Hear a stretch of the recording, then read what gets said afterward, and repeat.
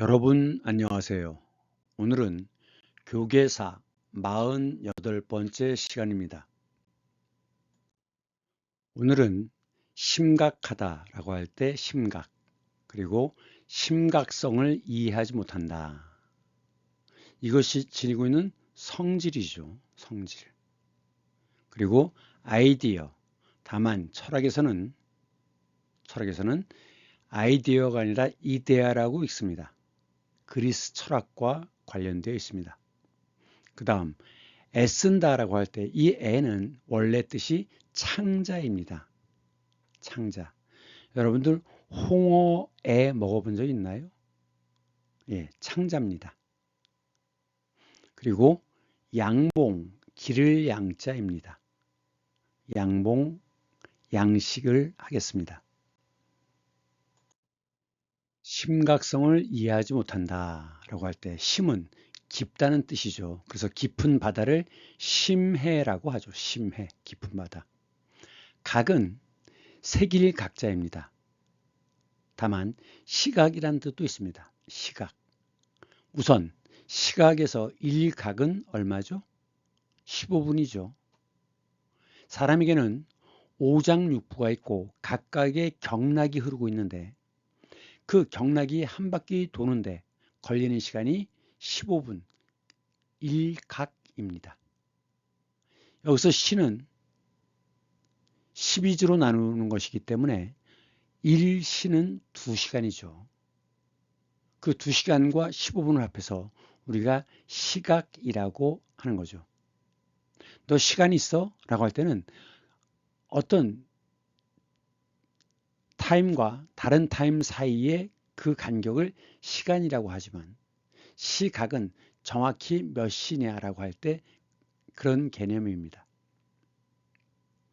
그러면 색일각으로 쓰는 건 뭐냐? 자, 지금 여기서 보면 지금 나무 판대기를 여기를 깎아냈죠. 그리고 글자가 튀어나오겠잖아요. 이 튀어나오는 것은 양입니다. 들어간 것은 음이고, 그래서 이런 것을 양각이라고 하죠. 근데 지금 여기서 보면 도장이라고 하는 이 글자 이렇게 찍은 건데, 도장이라는 글자는 찍힐 때는 당연히 반대가 되죠. 좌우가 바뀝니다. 도장이라고 하는 글자는 바닥을 깎아서 글자가 튀어나오게 만들었으니까 이것은 양각입니다. 그런데 이 돌은 이 글자를 파냈죠. 그래서 이것은 음각이 되는 겁니다. 음각. 자, 여기서 보시면 이게 삼엽충이죠. 삼엽충 화석입니다. 그러면 삼엽충의 요 껍데기, 요 부분은 튀어나와 있잖아요. 그래서 이것을 양각이라고 본다면 이것은 뼈가 있는 껍질이 있는 부분이 파여 있지 않습니까? 그래서 이것은 음각이라고 볼 수 있다. 그래서 양은 튀어나온 것이고 음은 들어간 것입니다. 그 다음 심야. 심은 깊을 심자죠. 그래서 깊은 바다는 심해. 깊은 밤은 심야죠. 심야. 보통 옛날에는 언제가 심야였느냐? 자시였습니다. 밤 11시부터 새벽 1시까지. 그게 자시인데 자시의 중간을 뭐라고 합니까? 밤 12시를 정을 붙이죠. 중간은 정. 그래서 자정, 오정, 낮 12시는 오정, 뒤집어서 지금은 정오라고 얘기하죠. 심야는 자시입니다.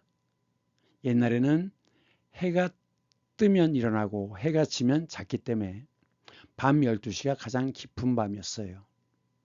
그것은 삼경이라고도 하죠. 저녁 때는 경자를 붙입니다. 그래서 7시부터 9시는 일경, 9시부터 11시까지는 이경, 11시부터 새벽 1시까지는 삼경 이렇게 됩니다. 심호흡, 호흡을 깊게 하는 것, 이것이 심호흡이죠. 그 다음 깊은 바다 밑의 물, 그것을 심층수라고 하죠. 무거운 것은 밑으로 가라앉습니다. 가벼운 것은 위로 뜨고, 무거운 것은 음이고 가벼운 것은 양입니다. 그래서 밀도가 높아서 무거워서 밑에 있는 그 물을 심층수라고 합니다. 그 다음 학교에서 깊이가 있는 공부를 하죠. 그것이 심화학습입니다. 그러니까 배운 것을 보다 더 깊게 들어가는 것, 심화, 깊게 바꾸는 거죠. 바뀔 화자입니다. 심화학습. 그 다음 심에 설명했고, 심도 있는, 정도가 깊이가 있는, 그래서 심도 있는 토론을 하였다. 정도입니다. 심사숙고, 깊이 생각하고 익힐 숙자입니다. 반만 익힌 걸 뭐라고 그래요? 반숙이라고 하죠. 완전히 익힌 것은 완숙이라고 합니다. 그러니까 생각을 깊이 있게 쪄낼 정도로 깊이 있는 생각을 심사숙고한다라고 얘기하죠. 그래서 사고, 생각하다. 심숙을 붙여갖고 심사숙고. 자, 이 숙은 익힐 숙자예요. 그래서 숙련된, 아주 능숙하다는 거죠. 그 다음 문어나 새우를 일단 쪄서 판매합니다. 그걸 뭐라고 그래요? 자숙이라고 하죠. 자숙. 자는 보라색이란 뜻입니다. 약간 보랏빛이 납니다.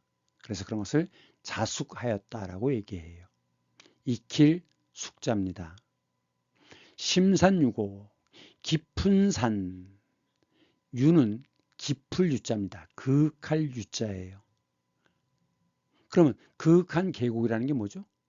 깊이 들어갔다는 거죠. 그래서 깊은 산속을 심산유곡이라고 하고, 그 다음 새길각, 나무에 새기는 것은 목각,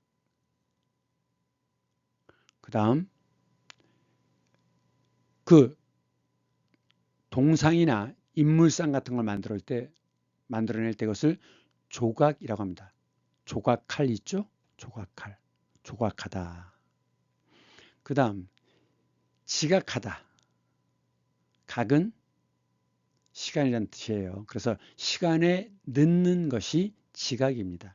늦을 지자입니다. 일각은 몇 분? 15분. 그 다음 시는 2시간, 각은 15분. 그러면 그 시간에 딱 맞추는 것이 정각에, 12시 정각에 이렇게 얘기하죠. 그런데 이런 심자도 자주 씁니다. 이것은 살필 심자입니다. 그래서 살펴보고 조사하는 것이 심사입니다. 심사에서 탈락되었다. 그러면 살피고 의논하는 거, 이게 맞아 틀려? 하고 의논하는 것이 심의입니다. 심의관, 심의하는 사람. 안건을 심의한다. 신문, 살피는데 물어보면서 살피는 거죠. 즉 용의자를 붙잡아다가 물어보는 것입니다. 이것이 신문이에요. 그 다음 살펴보고 판정을 내리는 사람, 재판관이죠. 재판, 판단한다는 뜻입니다. 심판, 경기장에 심판이 있죠. 그랬을 때 중심이 되는 심판이 주심이고 보조가 되는 부는 버금 부자입니다. 둘째란 뜻이죠. 보조가 되는 심판을 부심이라고 합니다. 재판의 경우에는 처음에 재판받는 것을 1심이라고 합니다. 또는 원래, 처음이란 뜻의 원심이라고도 얘기하죠. 어디에서 합니까? 지방법원에서 합니다. 그러면 이 결과에 동의할 수 없어. 그래서 2심으로 넘어가는 것. 이 2심을 항소심이라고 합니다. 항은 저항한다는 뜻이에요. 받아들일 수 없다라고 저항하는 것이죠. 그래서 이것을 항소라고 얘기합니다. 항소. 그러면 항소심은 어디서 하느냐? 보통 고등법원에서 합니다. 고등법원에서. 그래서 판결을 했는데 그거에 대해서 받아들일 수가 없어. 그러면 다시 대법원에 상고를 합니다. 자, 이건 저항이란 뜻이죠. 그러니까 난 받아들일 수 없어. 라고 하는 것이 항소인데 여긴 대법원이기 때문에 윗분들에게 위에다가 올린다는 거예요. 그래서 윗상자를 씁니다. 이것을 항소에서 다시 상고심으로 넘어가는 것, 이것을 상고라고 합니다. 상고. 어디에서 한다고요? 대법원에서 합니다. 그런데 여기까지는 2심까지는 사실관계를 다투는 것이지만 그래서 사실심이라고 얘기해요. 대법원에서는 법률심만 합니다. 무슨 말이냐? 이 재판에 적용된 법률이 타당하냐 아니냐를 따지는 겁니다. 타당하냐 아니냐.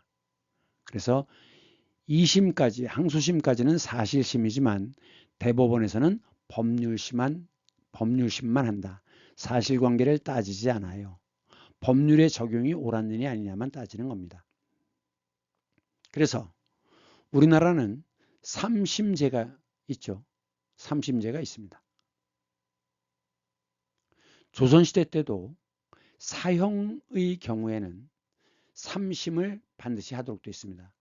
요건 마지막 대법원에 해당되는 역할을 누가 하느냐? 왕이 했던 겁니다. 왕. 그 다음 재판과 관련해서 재심이란 말이 있습니다. 재는 거듭이란 뜻이죠. 대학 시험에 떨어져서 다시 공부하는 걸 재수라고 하죠. 다시 결혼하는 것이 재혼입니다. 다시 거듭. 그래서 판결에 중대한 잘못이 드러나면 다시 재판을 합니다. 예를 들면 이런 경우죠. 강은성님의 통역당 재건이 사건인데 이때 경찰이 강제로 연행해서 변호사도 못 만나게 해요. 가족도 못 만나게 하고 불법으로 구금합니다. 그러면서 고문을 했죠. 고문에는 장사가 없습니다. 그래갖고 사형 판결을 냈어요. 사형. 그랬는데 이것에 대해서 이것은 불법으로 내린 결론이기 때문에 중대한 잘못이다. 그래서 재심을 청구했고 이 사람은 50년 만에 무죄로 판결을 받았어요. 이 강은성이라는 사람은 1974년에 군무원이었어요. 민간인인데 군대에서 일하는 사람이 군무원이죠. 이 사람이 북한의 지령을 받고 통역당을 재건하려고 다시 세우려고 했다라는 혐의로 육군 보안사로 끌려가서 지금으로 치면 방첩사입니다. 고문을 한 끝에 고문의 장사가 없으니까 나중에 포기하게 됩니다. 그래갖고 사형을 선고받았는데 1976년에 사형을 집행했어요. 그때만 해도 우리나라는 사형을 집행하는 나라였습니다. 지금은 사형 언도를 받더라도 그 형을 집행하지는 않아요. 그랬는데 검사의 이 증거는 이랬다는 사실을 인정하기에 부족하다. 그래서 무죄 판결을 내렸죠. 이때가 어떤 때냐? 박정희가 10월 유신을 일으켜가지고 이것이 친위 쿠데타입니다. 그래갖고 대만처럼 총통제를 만들어서 죽을 때까지 대통령을 하려고 했던 겁니다. 우리나라는 항상 정권이 위기를 맞을 때마다 이렇게 간첩 사건을 만들어내요. 그러면서 문제는 언론에서 권력을 감시해야 되는데 언론들이 진실을 외면하는 경우가 대부분이었습니다. 그러면서 이 사형을 받았던 이 사람들은 헌병 또는 검사 이런 사람들은 승진했죠. 그리고 이런 판결을 내렸던 판사도 역시 승진했습니다. 그러니까 이런 것을 하면 승진을 하기 때문에 고문을 해서 죄를 만들어내는 거죠. 정권을 위해서. 그럼 그 당시에 헌병, 경찰, 검사, 판사는 어떤 책임을 지는가? 승진하고 끝이에요. 아무 책임도 지지 않습니다. 그래서 사형은 되돌릴 수 없는 것이기 때문에 현재 한국은 실질적으로 사형을 폐지한 국가예요. 그런데 문제는 역사는 계속 반복되고 있습니다. 적어도 법을 집행하는 헌병, 경찰, 검사, 판사는 자기 행위에 대해서 끝까지 책임을 져야 되고 또 그 책임을 물어야 한다라고 생각합니다. 자, 알파벳 수는 이렇게 쓰는데 철학에서는 이데아라고 한다 그랬죠. 본질, 사물의 본질을 이데아라고 한다. 지난 시간에 플라톤에 대해서 설명하면서 이데아란 말을 배웠습니다. 이번 시간에는 아이디어라고 발음할 때의 것을 보겠습니다.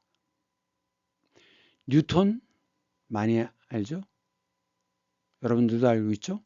뉴턴의 중력의 법칙 어떻게 발견했답니까? 이 사과가 떨어지는 것을 보고 중력의 법칙을 찾아냈다는 거죠. 떨어지는 사과를 보는 사람들은 굉장히 많습니다. 그러나 중력의 법칙까지 연결하는 사람, 이런 결과까지 만들어낸 사람은 별로 없죠. 결국 이것은 아이디어라는 겁니다. 한 가지 더. 자, 영국에서 처음에 연필을 이렇게 만들었어요. 둥글게 깎는 것이 기계로 깎을 때 편하거든요. 여러분들 그 도자기 만들 때 물레에다 올려놓고 발로 밟아서 물레를 돌리고 손을 대면 이렇게 동그랗게 원형으로 나오잖아요. 그런데 문제는 이런 연필은 책상에 놔두면 둥그니까 굴러서 떨어져요. 그러면 여기만 깨지는 게 아니라 부러지는 게 아니라 이 안에까지도 다 심이 깨져서 결국 못 쓰게 됩니다. 그럼 이것을 연필심이라고 하죠. 심은 중심, 마음이라는 뜻도 있지만 중심이라는 뜻도 있습니다. 그래서 여기에 풀초가 들어가면 꽃이 이렇게 했을 때 가운데서 대가 올라오잖아요. 요걸 얘기하는 겁니다. 그래서 연필심이라고 할 때는 원래는 이 글자 쓰는 게 맞는데 그냥 이 글자도 씁니다.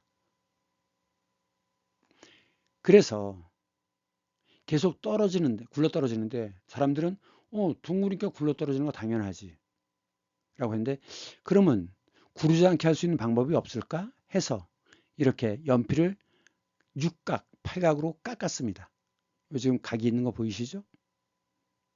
그래갖고 그 아이디어를 낸 사람은 대박을 낸 거죠. 결국 아이디어 문제라는 겁니다. 당연하다고 생각한 것을 왜 그렇지? 라고 질문을 던지는 것. 이것이 바로 아이디어의 출발입니다. 그 다음, 그 사람 참 심지가 곧다. 그런 말을 쓰는데, 지는 뜻지자입니다.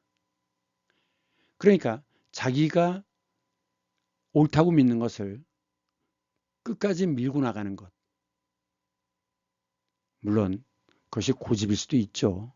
하지만 누구나 봐도 옳은 주장, 그것을 주변에 어떤 압박이 있더라도 계속 밀고 나가는 것, 이것을 심지가 곧다라고 얘기합니다. 그 다음 여전히 아이디어에 대한 설명입니다. 공중 화장실에서 이런 거 많이 보죠. 이게 남자 변기 아닙니까?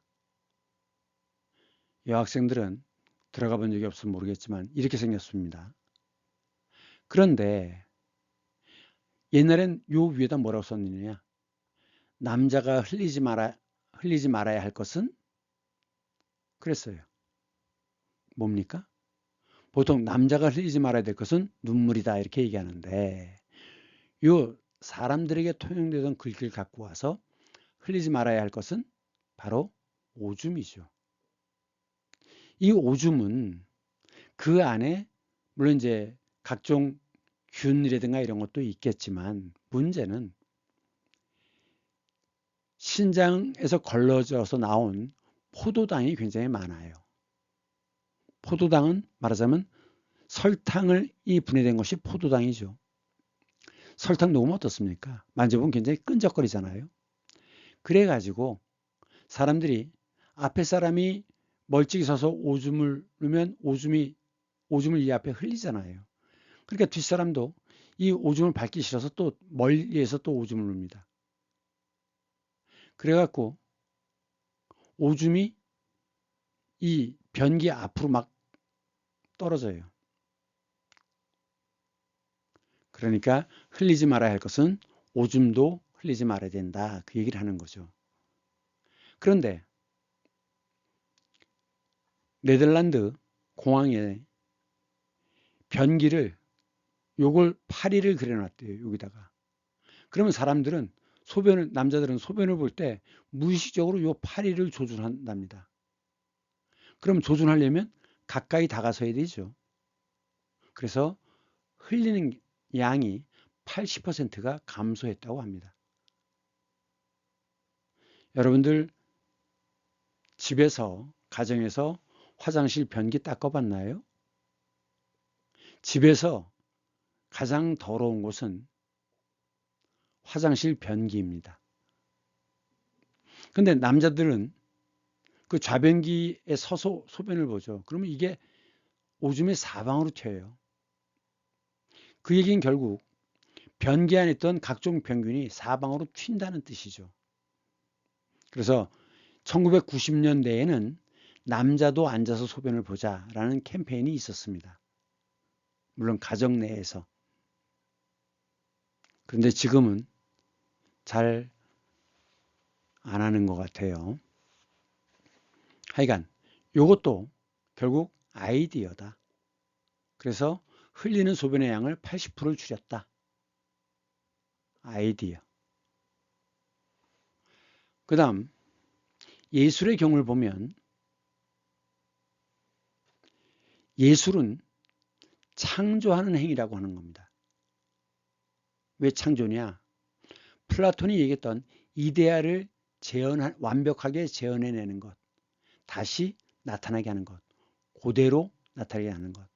그래서 예술의 본질은 바로 그대로 나타나게 하는 것이니까 모방이라는 거죠. 결국 예술은 창조 행위다라고 얘기하는 것은 결국 얼마나 완벽하게 모방했느냐라는 이야기입니다. 모는 본뜰 모자예요. 버선 본 이런 거 있죠. 어떤 걸 만들 때 그 틀이 되는 것, 그것이 모입니다. 그래서 학력고사 보기 전에 고등학생들은 모의고사라는 걸 보죠. 모의재판. 원래 것을 본떠서 해보는 겁니다. 방은 가운데 것은 모방자죠. 오른쪽에 손이 들어가면 놓을 방자죠. 방학. 불 지르는 거 방화. 근데 사람인이 들어가면 사람이 흉내를 내는 겁니다. 그래서 이것은 흉내낼 방자예요. 그래서 그전에는 미술이라고 하는 것은 이데아를 재현해내는 것, 완벽하게 모방하는 것이라고 했는데 광학이 발달합니다. 빛과 관련되어 있는 것. 로마 시대 때 로마 사람들은 사람의 눈에서 빛이 나와가지고 빛이 나와서 여기 부딪혀서 그 빛이 다시 자기 눈으로 들어와서 사물을 인식한다고 생각했어요.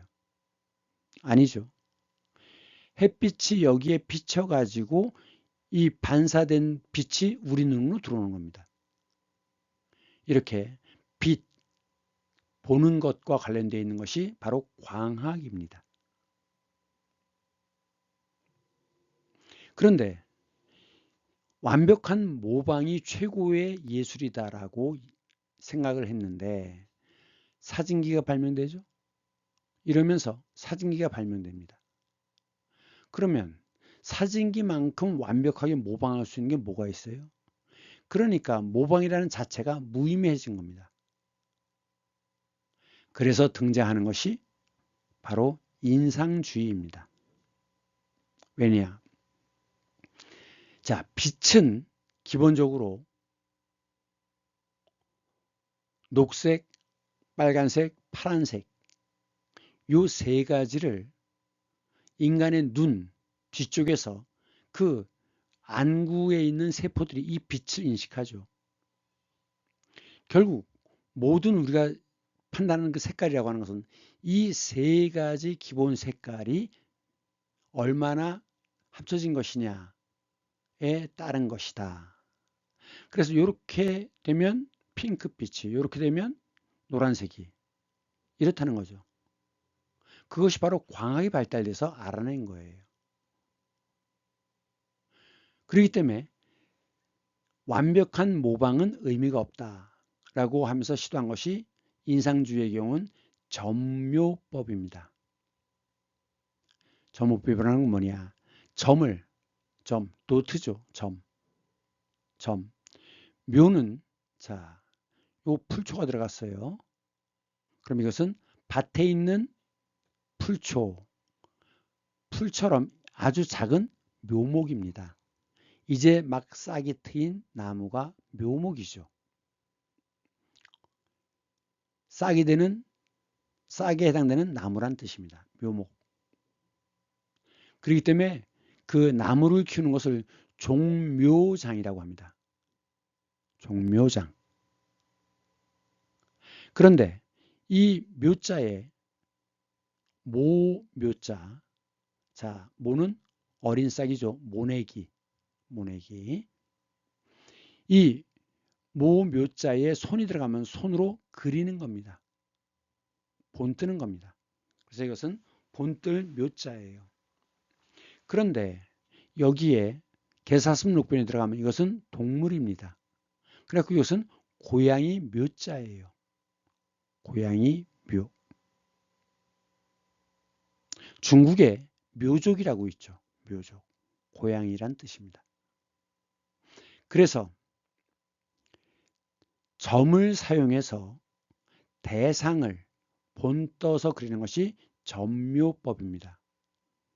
이것은 여러분들이 알아야 되는 낱말입니다. 그럼 예를 들면 이런 거죠. 이게 점묘법인데 이 부분을 확대했어요.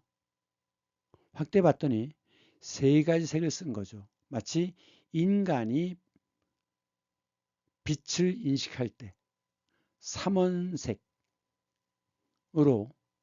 이것을 중간색을 섞는 게 아니라 이런 중간색을 섞는 게 아니라 원래 원색을 이렇게 집어넣으면 훨씬 더 현실과 가깝게 인식되어진다는 거죠. 결국 광학의 발달로 인간이 어떻게 사물을 인식하는가 하는 것을 원리가 이해되고 나서 점묘법이 등장하게 되는 것입니다. 그 다음에 마르셀 듀샹이라는 사람이 있습니다. 이 사람 다시 완벽한 모방이다. 아니다. 빛의 본질은 삼원색이다. 그런데 듀샹은 또다시 미술의 개념을 바꿨습니다.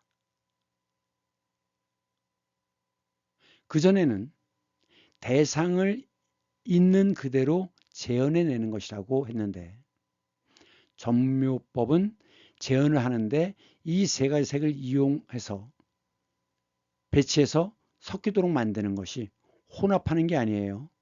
섞이도록 여기는 녹색, 여기는 노란색, 여기는 파란색 이렇게 섞이도록 표현하는 것이 훨씬 더 사물에 가깝다, 실제와 가깝다 라고 하는 걸 알았는데 이 사람은 아예 생각을 바꿔버린 거예요.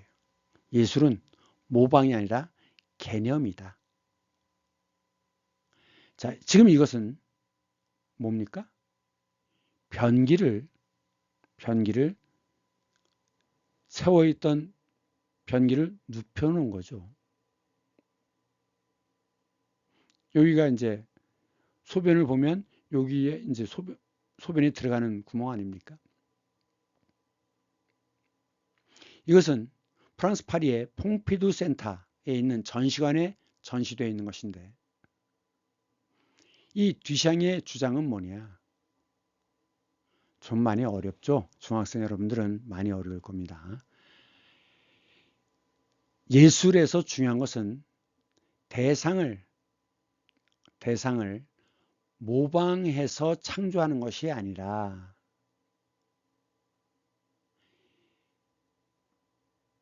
개념을 만드는 것이다. 개념을 만드는 것이다.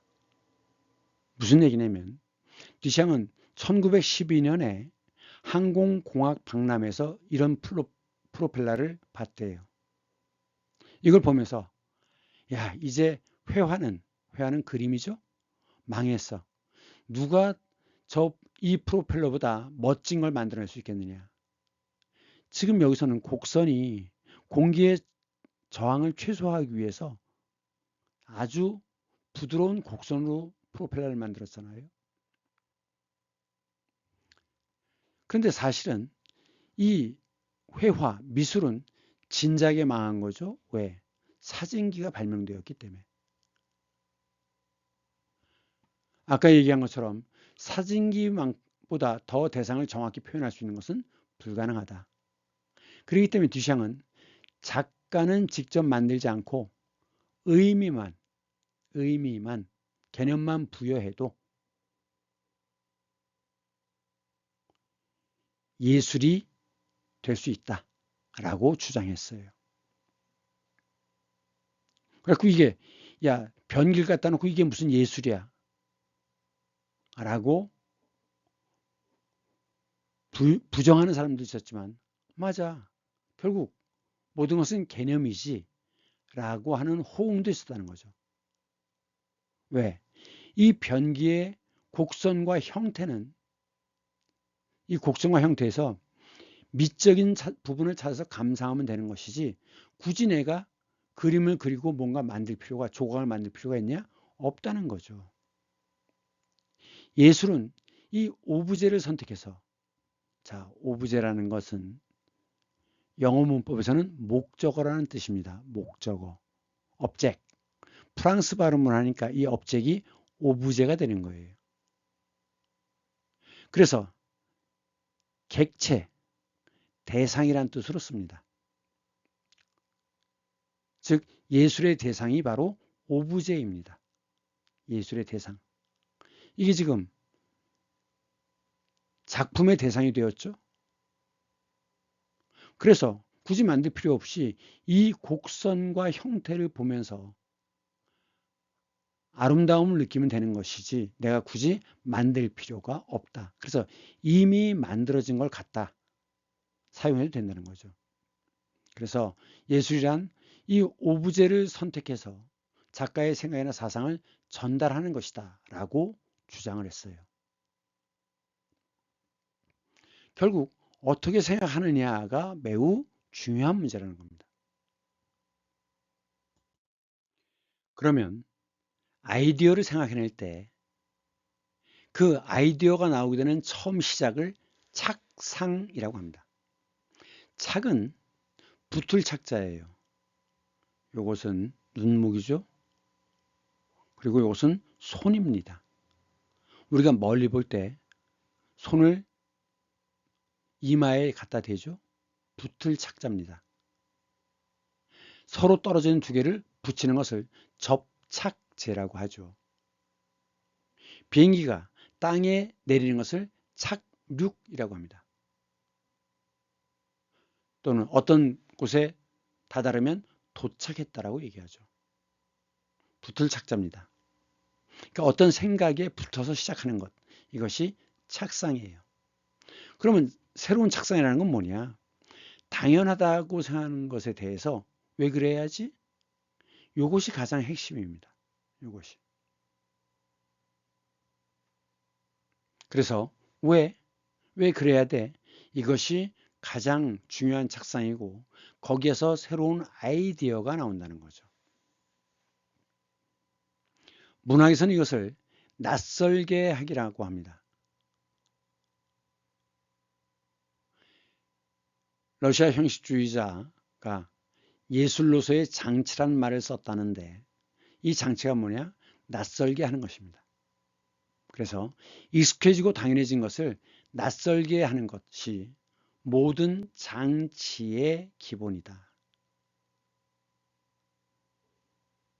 낯설게 하면 사람들이 뭐지 이게? 하면 그동안에 생각을 하잖아요. 이해의 속도를 느리게 하여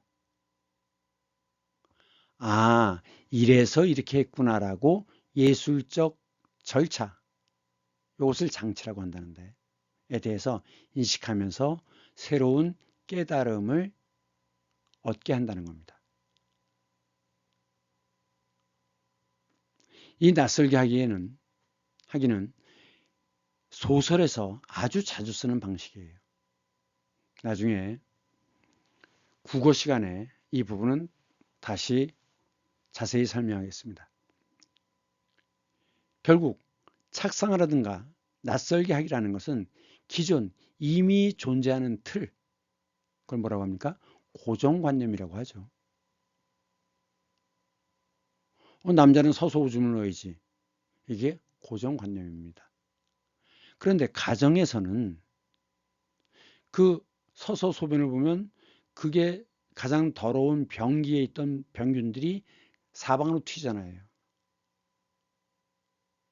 그러니까 남자는 서서 소변을 본다가 아니라 가정에서는 좌변기들이 있으니까 남자도 앉아서 소변을 보는 것이 위생상 매우 좋다는 거죠.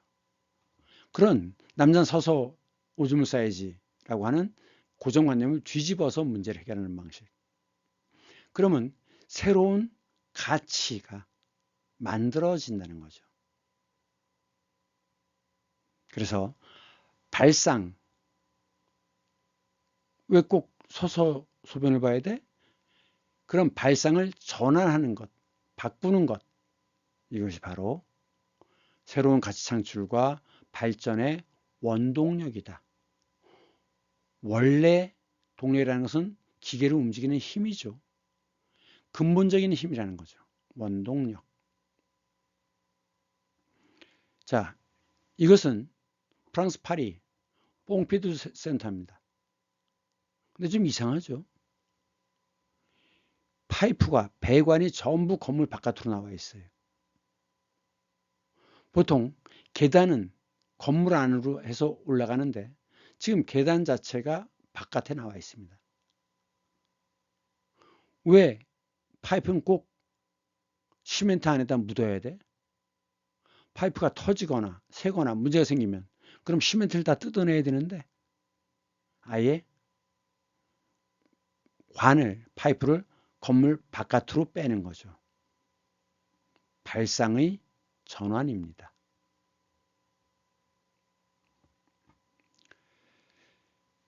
자, 그 전에 발전이지만 요건 또 다르죠.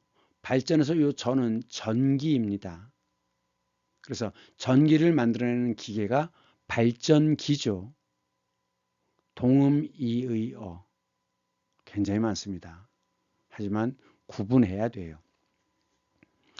자, 질문합니다. 여러분 이게 뭡니까? 그럼 여러분들은 마도로스 파이프. 그런데 이게 프랑스어로 쓴 건데 뭐라고 썼느냐? 이것은 파이프가 이것은 파이프가 아니다. 왜? 파이프라고 하면 담배를 피우기 위한 것이잖아요. 그럼 담배가루를 이 안에다 집어넣고 불을 붙인 다음에 피우는 것이죠. 그런데 이거로 그러면 담배를 피울 수 있습니까? 못 피우죠. 이건 그림이잖아요. 그러면 이것이 갖고 여기에 붙여진 이름은 파이프인데 이것은 실제 파이프가 아니죠. 즉 사물과 붙여진 이름은 일치하지 않는다는 것입니다.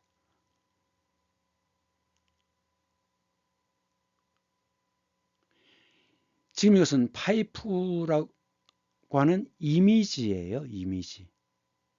그 다음 파이프라는 건 언어죠. 이미지는 언어 그 자체가 아니라는 겁니다. 대단히 놀라운 발견이죠. 이것은 르네 마그리트라는 사람이 그린 피레네의 성이라고 하는 그림인데 피레네. 지금 커다란 바위 덩어리가 있고 그 위에 성이 이렇게 올라 있는 거죠. 그런데 이 돌이 땅이 바다에서도 떨어져 있네요. 이런 성이 존재할 수 있습니까? 그런데 제목을 피레네의 성이라고 붙였어요. 왜? 자, 지구는 실제로는 아무것도 없는 우주 위에 떠 있잖아요. 우주에 떠 있는 거잖아요. 지구를 받치는 뭐가 없죠? 그렇다면 이 성도 지구처럼 왜 떠 있으면 안 돼? 동의합니까? 예. 그 다음 이것은 여러분들 이 만화 영화 봤어요? 하울의 움직이는 성. 이렇게 날아다니는 요 이미지는 바로 여기에서 따온 거라고 합니다.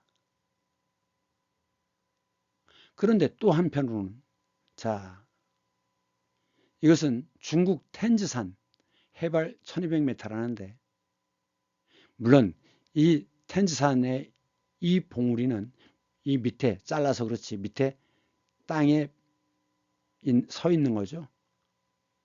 근데 이제 이 구름이 밑에 깔리면 마치 이 돌덩어리가 공중에 떠 있는 것 같아요. 이렇죠.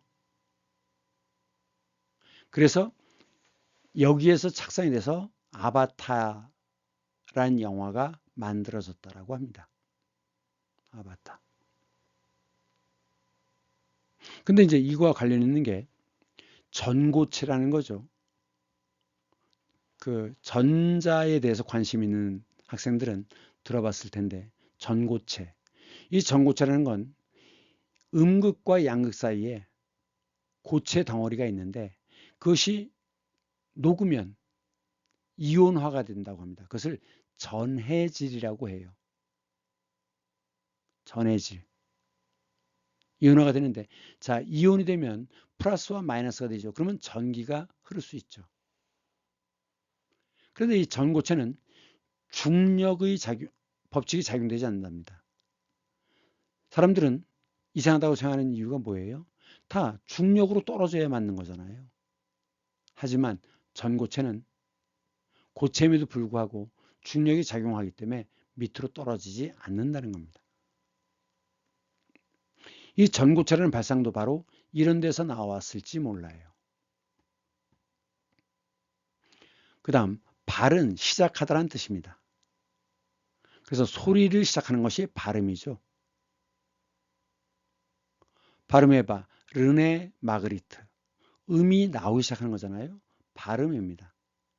이야기를 시작하는 것을 발언이라고 하죠. 그래서 회의장에서 발언을 해요. 그 다음 달이라고 하는 것은 막힘이 없이 나가는 겁니다. 그래서 앞으로 나가는 것이 발달이죠. 그 다음 굴은 구부릴 굴자에 손이 들어가면 캐내다란 뜻입니다. 채굴하다. 다이아몬드를 채굴하다.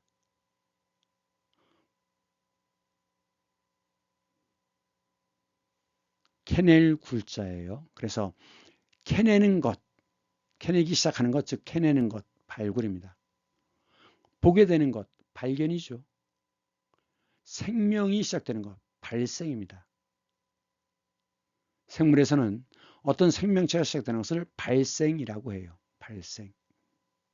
그 다음 쏘는 것, 발사. 그 다음 급은 지급한다는 뜻입니다. 그래서 지급해 주는 것이 발급이에요. 도발, 도전한다는 뜻이죠. 그래서 상대방을 자극하는 것, 이것이 도발입니다. 유발을 한다, 하다라고 할 때 유는 꼬신다는 뜻입니다. 꾀이다. 그래서 아이를 꼬셔서 데려가는 것이 유괴죠. 유괴. 유발하다. 이거는 자극해서 꼬시는 거예요. 다시 일어나는 것은 재발이죠. 거듭제자예요. 그 다음 꽝 하고 터지는 것은 폭입니다. 폭발하다.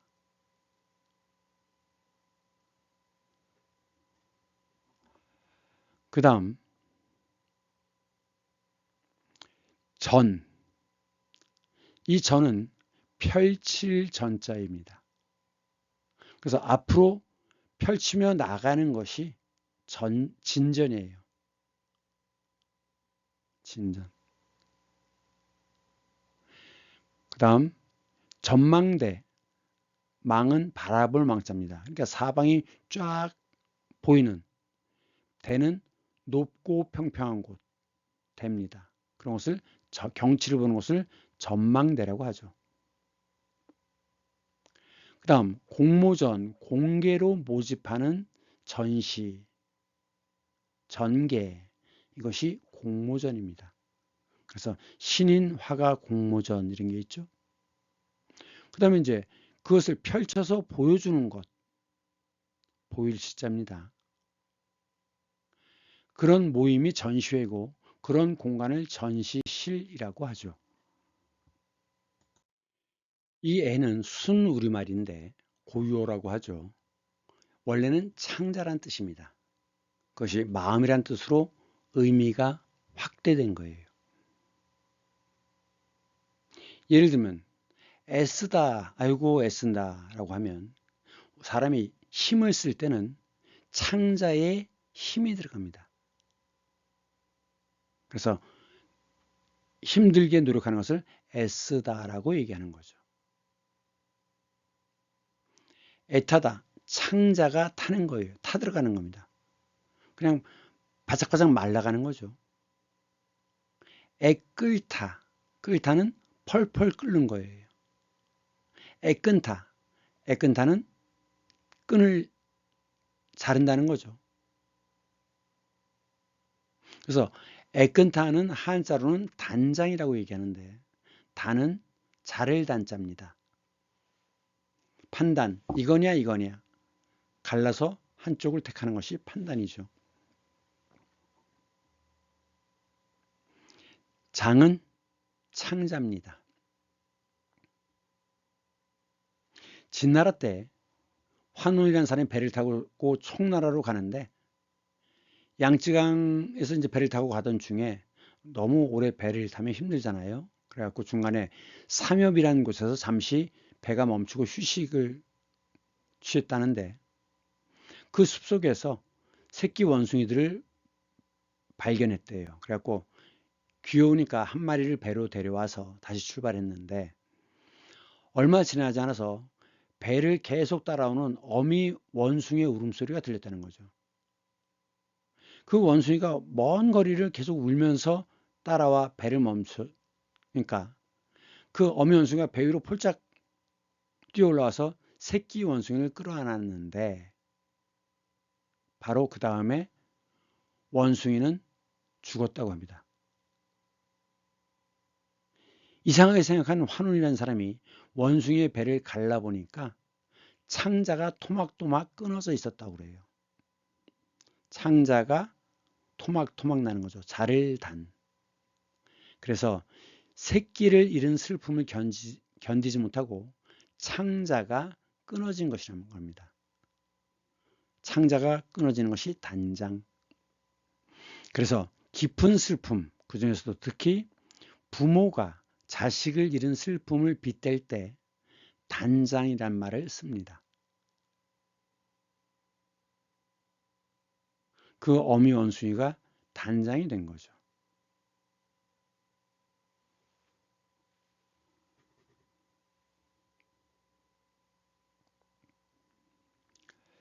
자, 그러면 한산섬 달 밝은 밤에 수루에 홀로 앉아.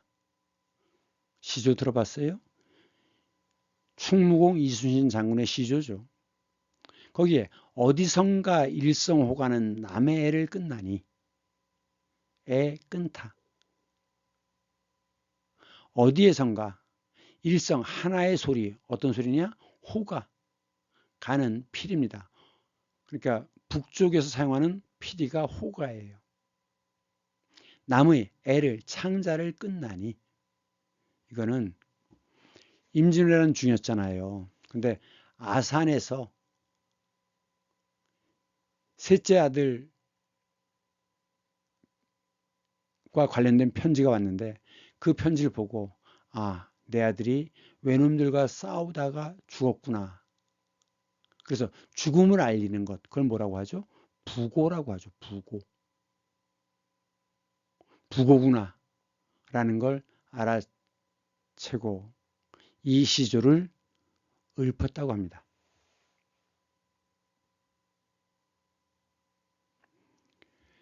자, 사람이 죽으면 이렇게 쓰죠. 근조, 삼갈근, 마음과 몸을 경건히 한다는 뜻입니다. 조는 사람이 죽은 일이에요. 그래서 삼가, 그는 삼갈근, 삼가다라고 하는 것은 조심하다라는 뜻이죠. 고인의, 고는 옛고자지만 죽었다는 뜻도 있어요. 명복을 빕니다. 명은 어두울 명자예요. 그럼 어두운 것을 받는 복이라는 건 죽어서 받는 복이 명복입니다. 명복.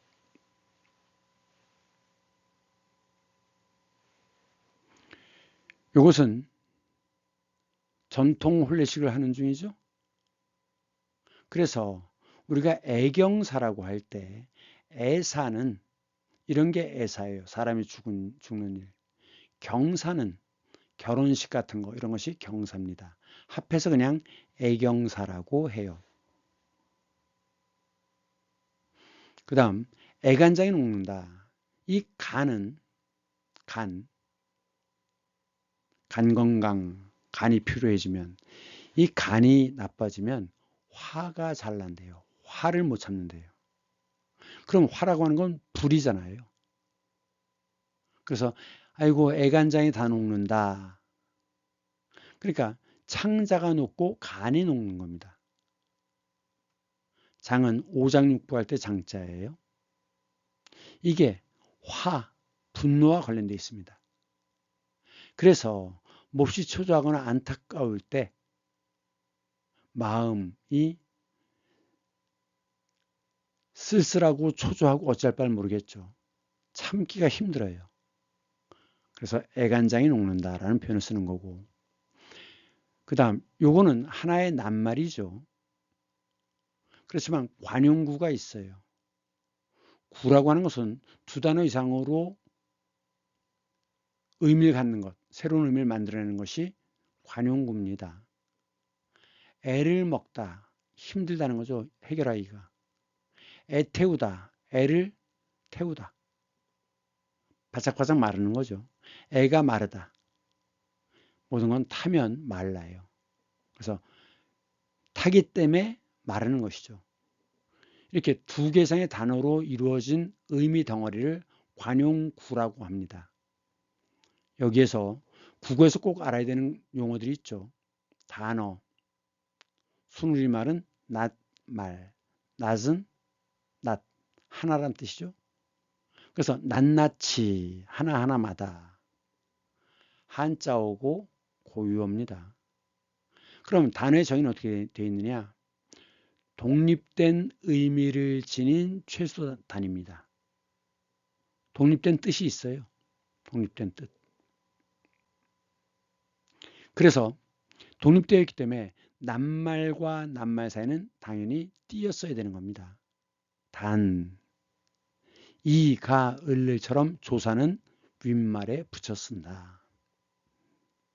두 개 이상의 단어는 구가 되는 것이고, 그 다음 주어와 서술어로 되어 있지만 문장이 안 끝났을 때 그것을 절이라고 합니다.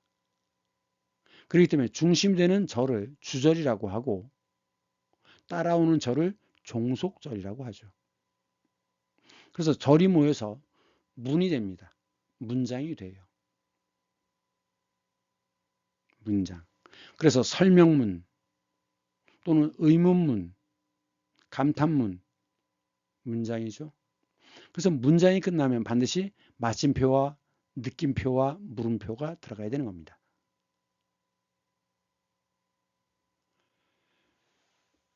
그 다음 이건 고유어지만 한자로 비슷한 뜻을 지닌 애가 있어요.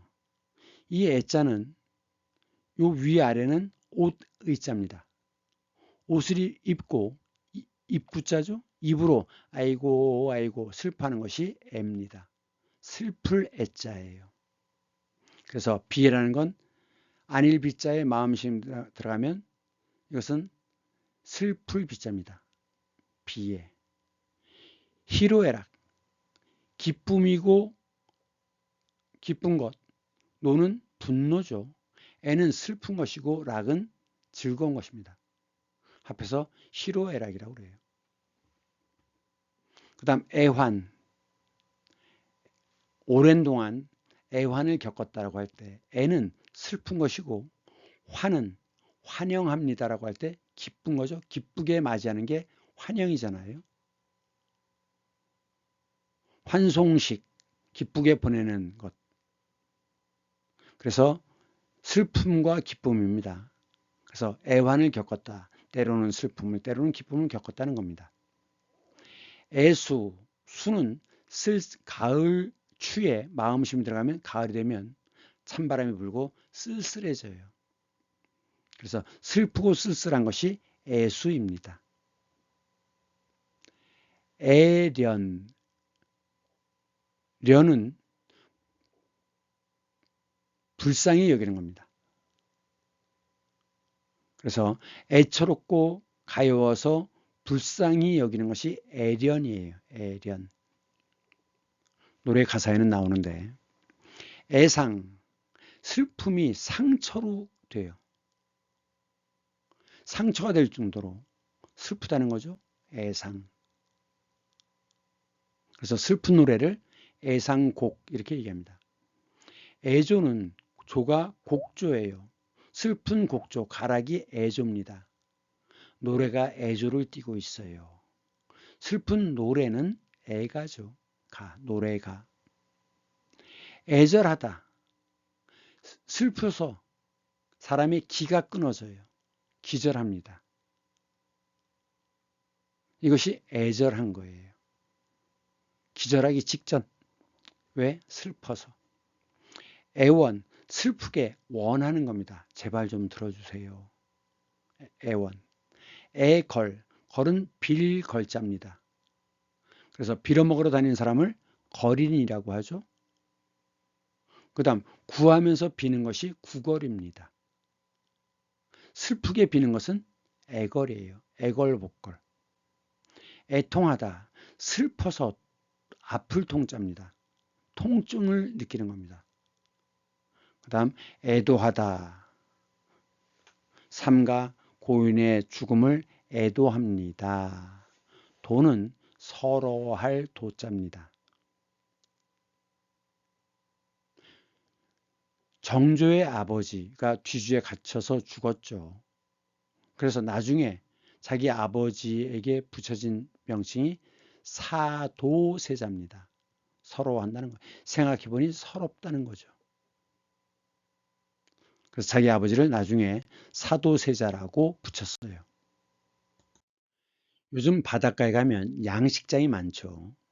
식이라고 하는 건 번성할 식자예요. 기를 양, 그래서 길러서 번성하게 만드는 것. 번식이라고 할 때 요 글자 씁니다. 그런 곳이 양식장이고, 그러한 업이라는 건 먹고 살기 위해서 하는 일이라고 그랬죠. 그런 것을 양식업, 업종으로 얘기할 때는 양식업이라고 얘기합니다. 그래서 업적이라고 하는 것은 적은 쌓을 적자예요. 누적하다. 그 다음 매달 얼마씩 내서 쌓아가는 것을 적금이라고 하죠. 쌓을 적자입니다. 실제 쌓은 결과가 뭐냐? 실적입니다.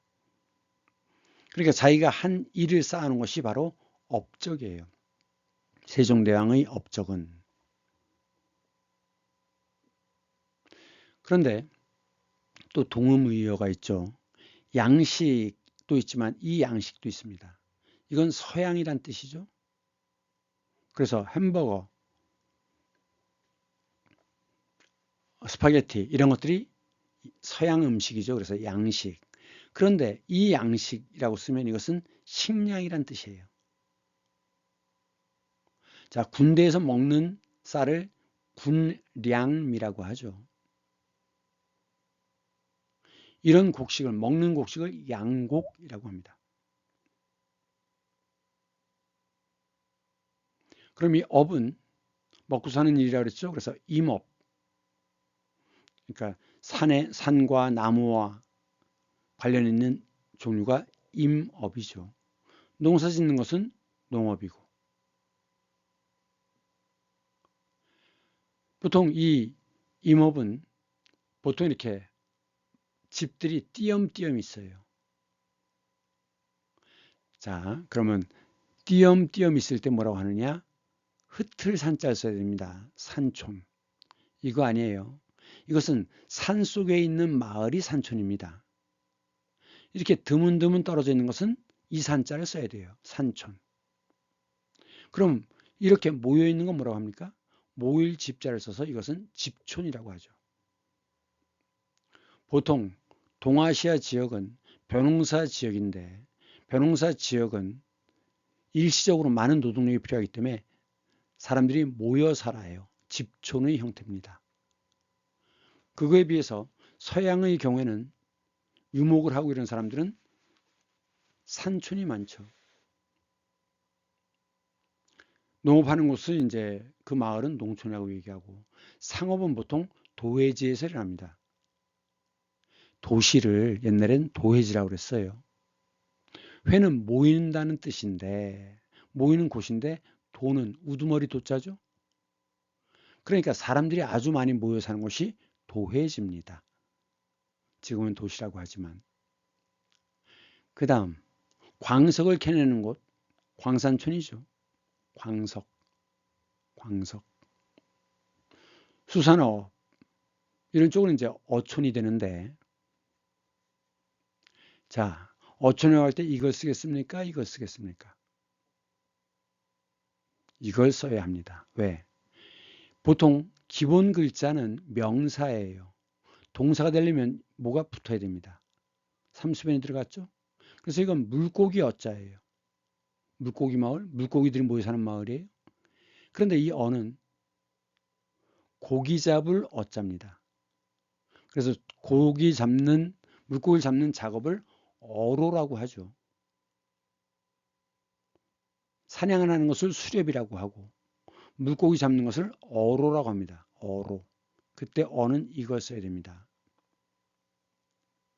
한 가지 예를 더 들어보면, 이건 지압이 붙자죠. 남편.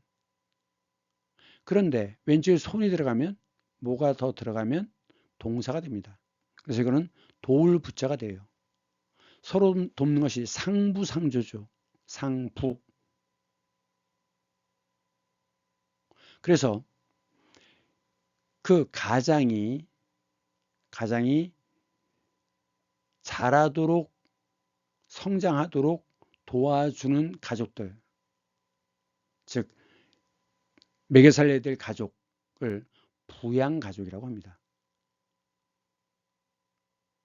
그런데 이것은 뭐 나무 하나 있고 사람이 떠 있잖아요. 이것은 공중부양이라고 하죠. 유럽에 가면 이거 참 많이 볼 수 있어요. 이때 부양은 동음이의어인데 이건 뜰 부자입니다. 그래서 뜬 다리를 부교라고 하죠. 그 다음 물 위에 떠다니는 것을 부유물이라고 합니다. 부유, 뜨다. 양은 들어올릴 양자입니다. 그래서 물을 퍼올리는 게 양수기잖아요. 양수기. 그 다음 국기를 개양하죠. 들어올리는 겁니다. 그래서 이 공중부양과 이 부양가족과는 한자가 달라요. 도울부자입니다. 그럼 이제 이 양자가 들어가는 낱말, 영양사, 영양이라는 것은 생물이 몸 밖으로부터 양분을 받아들여서 생명과 기능을 유지하고 성장 발육시키는 작용을 하는 것, 이것을 영양이라고 합니다. 그래서 영양소, 영양분이라고 하는데 학교에는 여러분들을 먹여주는 영양사가 있죠. 그 다음 자양분, 이 자는 왼쪽에 물이 들어갔어요. 물을 주어서 기르는 겁니다. 그래서 몸에 영양을 좋게 하는 것이 자양이에요. 그래서 자양분이라고 하는데 물론 약물이라는 말도 따로 쓰죠. 양분. 그러한 성분. 강장제라고 하는 것은 강하고 힘세게 만들어주는 제. 자, 어휘로 쓰면 뭐라고요? 약이라고 그랬죠. 약. 아이로 쓰면 제가 되면 재료란 뜻이고. 그 다음 양생법. 양생은 생명을 길러주는 거예요. 왜? 오래 살도록. 그래서 오래 살기 위해서 하는 방법, 이것이 양생법입니다.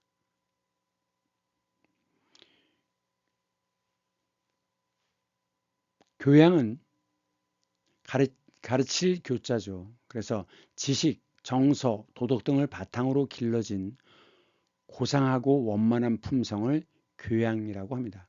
그 사람 참 교양이 있어. 입양, 데려다가 기르는 것이에요. 그래서 입양한다고 그러죠. 근데 이제 입양에 들인 자녀를 양자라고 합니다. 양자. 그리고 들여와서 키우는 아이도 입양한데 이 차이가 뭐가 있냐면 옛날엔 양자라고 하면 대를 잇기 위해서 그 큰 집에 아들이 없을 때 대를 잇기 위해서 작은 집 아들을 받아들이는 거예요. 그런 것을 양자라고 하고 요즘은 그게 아니라 서로 핏줄이 아닌데 데려다 키우는 걸 입양한다라고 하죠. 약간 의미 차이가 있습니다. 그랬을 때 그 부모는 뭐라고 합니까? 양부모라고 하죠. 양부모. 그럼 실제로 낳아준 부모를 뭐라고 합니까? 친부모라고 해요. 친. 이 친은 아버지의 핏줄을 가리키는 겁니다. 친족. 어머니의 핏줄은 척족. 합해서 친척. 그 다음 소양이라고 하는 것은 그 사람 참 이 분야에 소양이 있어. 이 소는 소질이란 뜻입니다. 수양은 수는 닦을 숫자죠. 그래서 갈고 닦아서 키운 것이 수양입니다. 그 사람 참 수양이 된 사람이야. 배양은 북돋을 배자예요.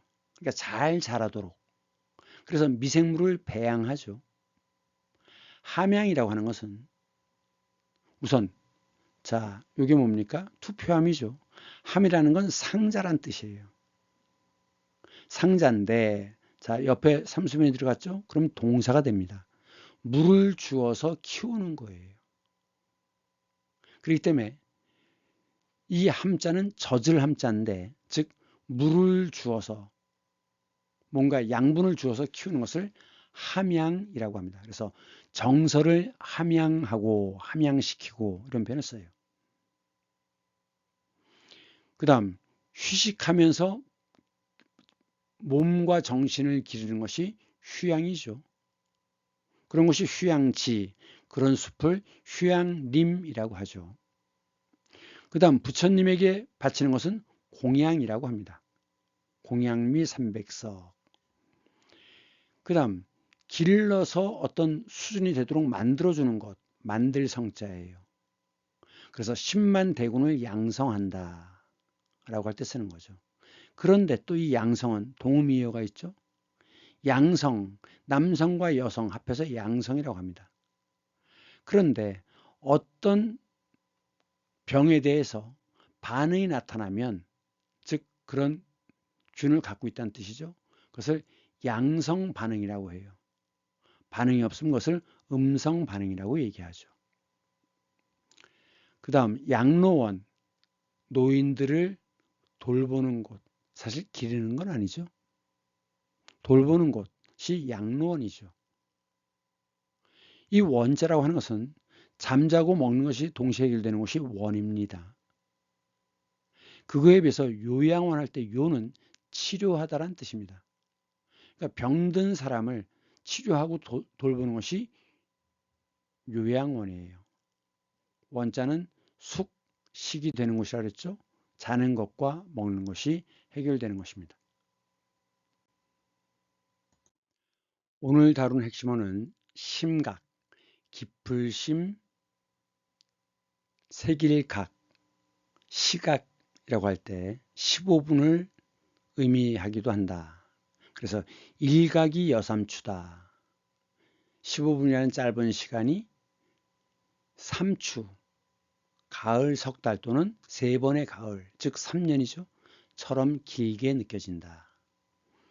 아이디어인데 철학에서는 이데아라고 한다. 본질을 의미한다. 이것이 성리학에서 이기, 이와 기가 있었죠. 본질, 즉 이에 해당되는 것이죠. 다음 애는 창자란 뜻인데 마음이란 뜻으로 확대된 것이다. 양은 위에 게 양양자예요. 매 하는 거. 밑에는 먹을식입니다. 즉 먹여서 기른다는 뜻입니다. 그래서 봉, 여기에 들어가면 봉이라고 있는데 왼쪽에 벌레충이 들어갔으니까 이것은 벌봉자입니다. 벌을 키우는 것. 그 다음 양식, 번성할 식자라고 그랬죠. 번식이라고 할 때. 그래서 식산회사 이런 표현들이 식민지 시대 때 나오는데 번성시킨다는 뜻입니다. 양식장. 자, 다음 시간에는 문학과 예술을 합해서 문예라고 합니다. 문예의 부흥, 르네상스라고 얘기하죠. 이 부분을 먼저 설명하고 그 다음 예술사조, 그리스와 로마의 예술부터 시작해서 고전주의, 낭만주의 이런 부분에 대해서 설명을 하겠습니다. 오늘도 1시간이 훨씬 넘었네요. 대단히 미안합니다. 자르기가 참 어렵네요. 자, 다음 시간에 다시 만나요. 모두 안녕.